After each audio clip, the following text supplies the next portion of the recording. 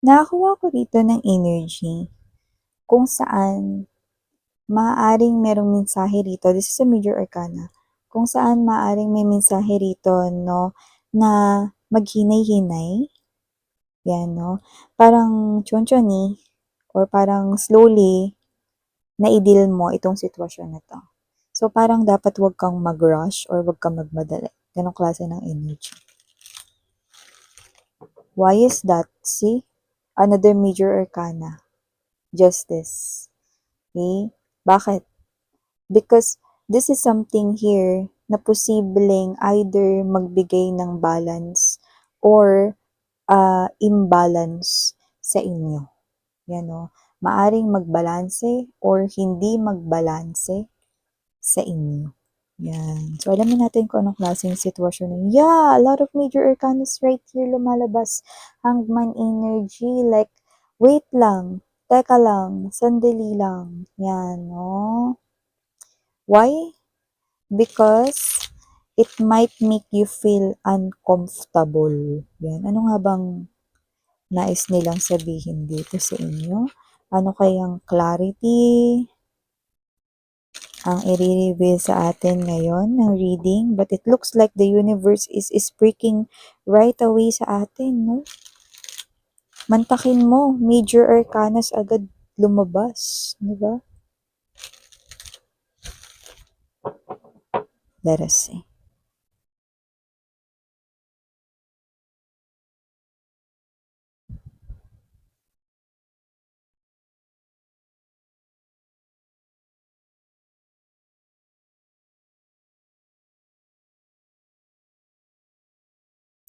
Mukhang meron ditong naka-spot sa inyo, mga babes, no?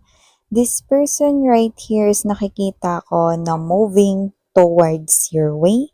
Papunta siya rito with the Two of Wands energy, but I don't like this person's energy. This person here could be younger than you, but doesn't have to be. But this person here is embodying me the energy of a child. You know? Immature pero parang mas nakukuha ko rito alagain. You know, child na parang baby or sanggol. Yan o, so may ganong klase ng energy.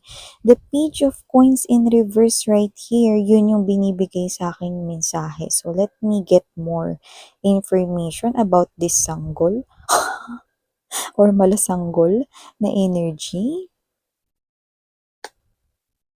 Yeah, see, look at that. This person here is seeing you as the Queen of Coins, embodying the Nine of Pentacles energy. I'm gonna explain it to you later. See, look at that. See, moving, no, sa inyong direction with the Eight of Wands energy. Heart of the reading talaga naman, no? Three of Wands, no, dito sa heart of the reading na Eight of Swords. We have here also the presence of Ten of Wands. Yeah, this person here could probably be observing you right now. Pwedeng wala pang action, pero observing you right now. Yeah, spirits are saying right here. Four of Swords energy. High Priestess and the very, very, very strong message coming from your divine unseen forces. Six of Swords energy. So, hi and hello there, collective. Sa mga nakshis ko dyan, na mga new, pasok lang kayo dito mga babes na tuloy. At sa mga, upo na lang kayo mga babes na usog-usog kayo doon. Jeep. Usog-usog, no? Upong 13 lang. Sa inyo mga babes, no, sa mga returning viewers, thank you so much sa inyong walang sawang pagsuporta. At yun nga, no, kung hindi nyo pa knows, meron pa po tayong other channel. Ang link po is nilagay ko sa description box ng reading na ito. Kaya kung hindi pa kayo nakatambay dyan, meron din tayong mga ina-upload na daily collective readings na pwede ninyong panuurin at pakinggan. Pero syempre, just take only what resonates. And syempre, mga mahal na wala tayo ditong gender. Gender? Babae, lalaki, LGBT, lahat po kayo welcome, yan mga babes, no? And syempre, no, sa mga cross-watchers, no, pwede rin, kasi pwede magkapalit-palit yung roles. Yun ang ibig sabihin ng cross-watching. Yan, no? So, yun nga mga babes, wala tayong time period, pero strongly, maaring ito ay hindi pa nangyayari, pero posibleng nagsisimula na ngayon. Kung sino man itong energy na to with the energy of Page of Coins energy to the Two of Wands, I'm seeing that this person here could be observing you for quite some time already. Pwedeng siya to na nasa buhay niyo na siya kasi tinitingnan niya kayo rito, naobserbahan niya kayo rito, no? And this person here is now planning or sa iba still planning how to make actions or paano maisagawa rito ang kanyang action na ang mangyayari na kalabasan ay dapat pabor sa kanya. Yun yung iniisip niya rito. So, a lot of them, posibleng hindi pa sila gumagawa ngayon ng action, pero they are in this process of planning ano yung dapat nilang gawin dito sa sitwasyon na to. But clearly, with the Eight of Wands energy, this person here is definitely heading to your direction, heading towards your way. This person right here with the energy of the Page of Coins in reverse, I don't like it because alam mo, no, sa lahat ng mga characteristics ng bata, no, etong tao na 'to hindi na siya rito sanggol, pero nakikita ko rito magiging alagain niyo siya. Yan ang mga babes, 'no, with this Three of Wands right here, kaya siya rito papunta sa inyo, 'no, kasi nakakita siya rito ng maganda at kumukuti-kuti-kutitap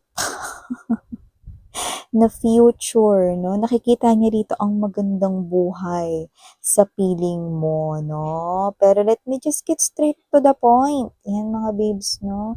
This person here, ang plano niya, 'no, is maging kayo hanggang sa maikasal kayo. At ang pinakaipapangako niya sa'yo ay ibibigay niya raw sa'yo ang buong mundo. Ibig sabihin, isang idiomatic expression kung saan ibibigay niya ang lahat sa'yo. Pero, hindi ganun ang nakikita ko dito. Because you're dealing here with someone who is extremely tamad, yan no. And this person right here is looking for someone na bubuhay po sa kanya.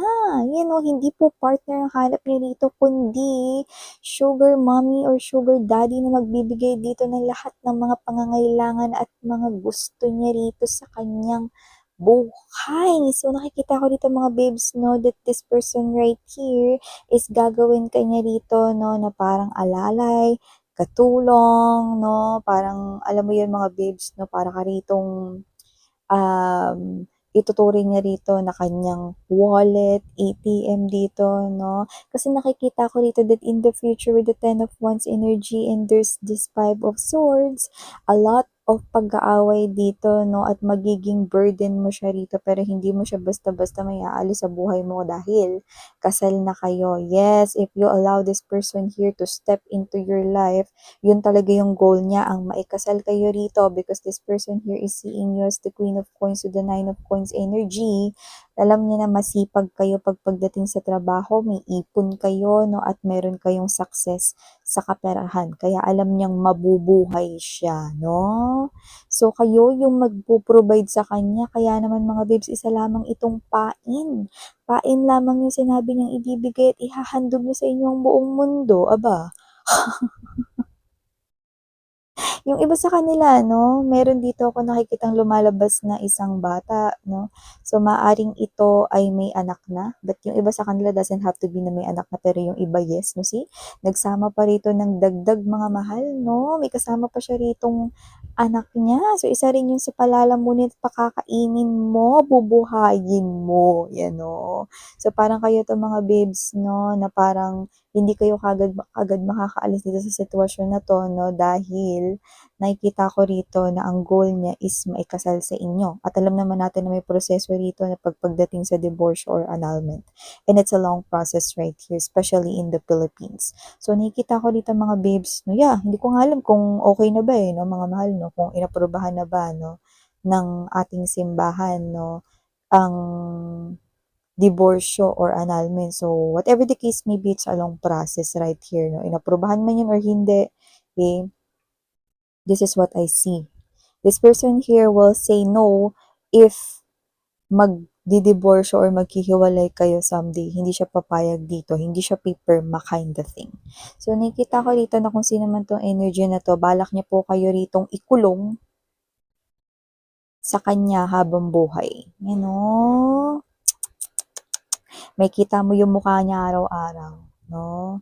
Tapos ang malupit pa nito, no, apelyido mo rin ang apelyido niya, no, nakikita kong isusuka mo siya someday, yan, no?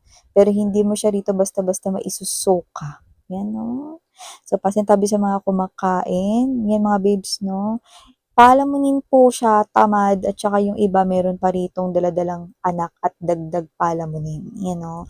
Diretsahan tayo sa channel na to, no, kasi kaya ganito na tayo rito. Tingnan mo, may anak siya rito, pero ang pagtatrabahuhin niya rito, ang pagkakayodi niya, walang iba kundi ikaw, diba? And yes, no, karamihan sa kanila rito, no, ay nagtataglay ng divine masculine energy, you know.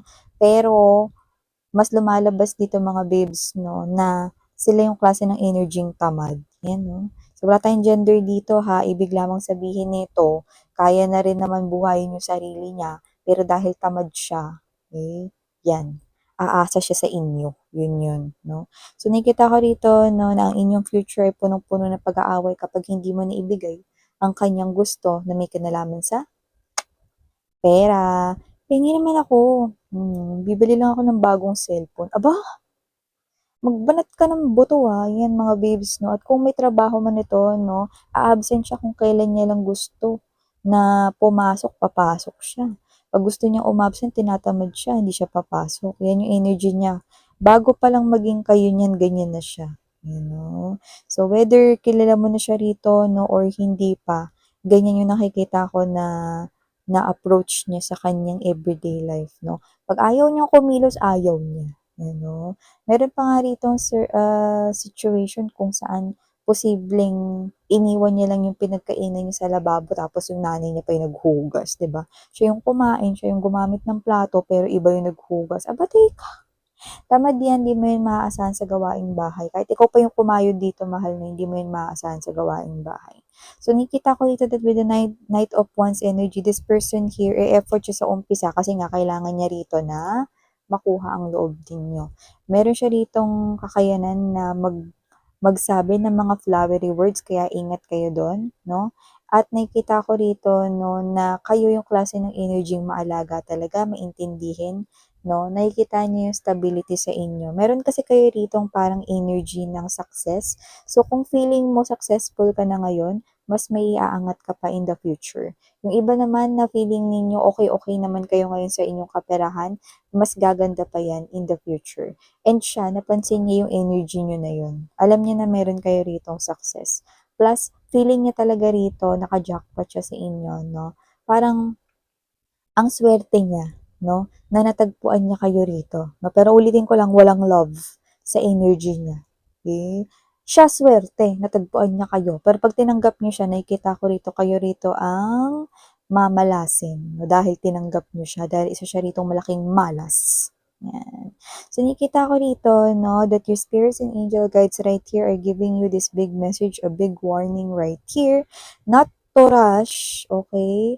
Four of Swords energy, not to rush into this person here. This person might be showing a lot of efforts and passion, fake passion for you at first or sa umpisa, pero wag ka magpadala doon. Four of Swords energy. Observe that person as well by using your intuition. High Priestess energy. Pakiramdaman mo siya. Spot the red flags, no? And kilalanin mo siyang mabuti. Okay?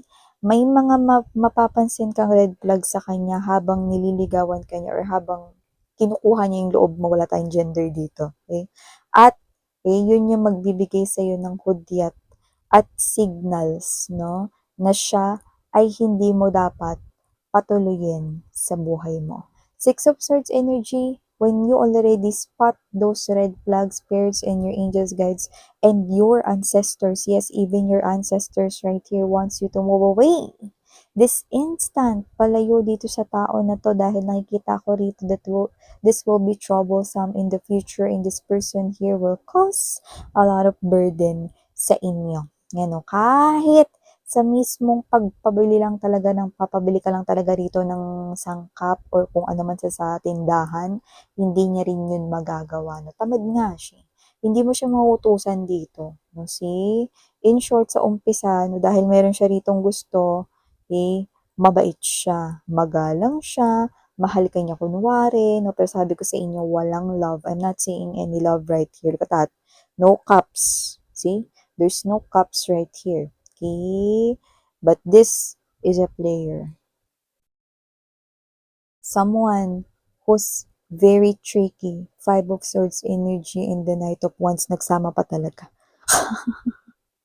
So yeah, spot this energy right away and then move palayo sa kanya. Yun ang sinasabi ng inyong mga angels and guides, sweethearts. So yeah, ito yung mga mensaheng nakuha ko here para sa'yo. Thank you so much sa oras mo.